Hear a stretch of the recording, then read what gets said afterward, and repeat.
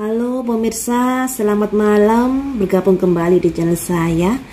Di tempat saya hari ini hujan, jadi mohon dimaklumi jika ada suara berisik yang menjadi background di video saya kali ini. Hari ini sesi prediksi ya teman-teman, untuk mengisi waktu sampai ditetapkan P21 dan sampai ke persidangan.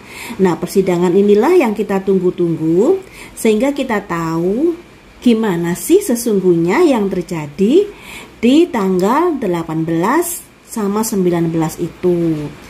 Karena kasus ini adalah kasus yang sangat menyebalkan dan memuakkan, karena dari keluarga inti dan keluarga besar yang saling menutupi. Nah, di sini ingin saya prediksi, kalau Danu kan saat dia mabuk, dia ngomongnya disuruh seseorang. Nah, tapi setelah dia menyerahkan diri, dia nuduhnya ke Pak Yosef.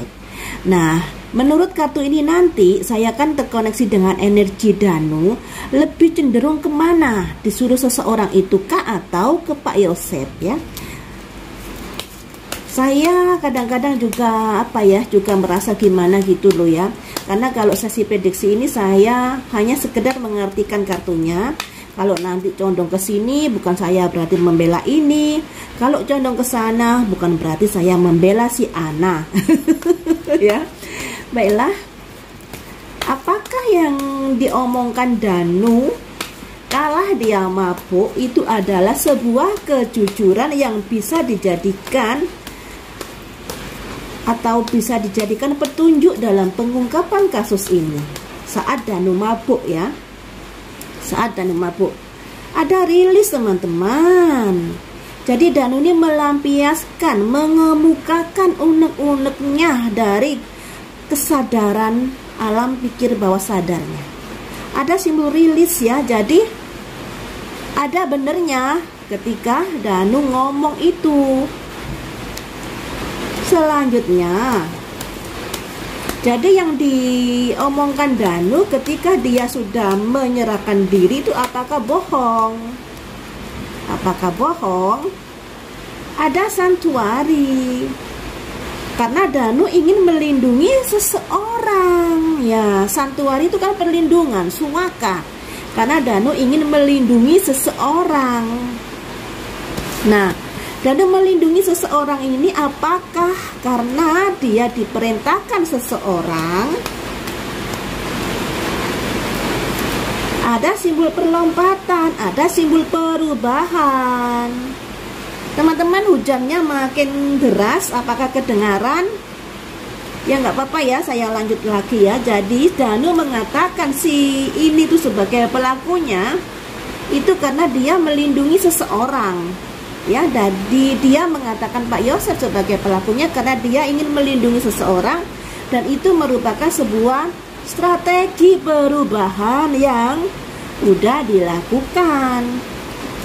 Nah, kemudian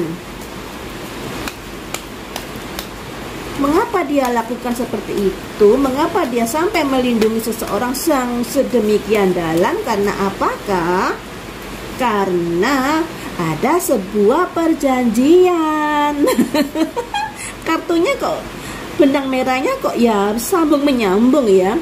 Ada promise teman-teman, dan ada new moon. Moon itu dalam kartu tarot itu diartikan sebuah rahasia, sebuah misteri. Kalau new moon berarti misteri baru, kesepakatan baru yang dilakukan Danu dengan seseorang. Nah, kemudian dengan kesepakatan itu apa yang kamu dapat Danu? Apa yang kamu dapat? ebb and flow. Jadi ada pelemahan dalam sangkaannya kepada Danu nanti. Ada naik turun, masih di lobby, masih bisa di lobby, atau masih bisa digeser-geser nanti. Selanjutnya, apakah hal ini kesepakatan dari orang banyak yang ada sangkut pautnya dengan OOJ? Nah, ada perspektif pemikiran dan lorong gelap. Semuanya itu ada kaitannya ya teman-teman. Jadi untuk menuju ke satu cahaya ini perlu waktu, perlu proses melewati lorong-lorong gelap ini. Jadi dari sini teman-teman, apa yang dikatakan Danu saat mabuk itu adalah yang keluar dari alam bawah sadarnya. Dia ingin meluapkan, melampiaskan. Dan ketika dia mengatakan saat dia menyerahkan diri bahwa seseorang Pak Y ini adalah pelakunya, karena dia ingin melindungi seseorang. Kenapa begitu? Karena ada perlompatan, ada gerak cepat, ada perubahan, dan ini juga ada sebuah perjanjian baru yang dilakukan Danu dengan sekelompok orang.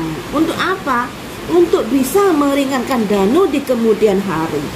Dan semuanya itu dilakukan sebagai penggelapan atau pengaburan dari kasus ini. Jadi seperti itu ya teman-teman prediksinya. Mohon maaf agak beri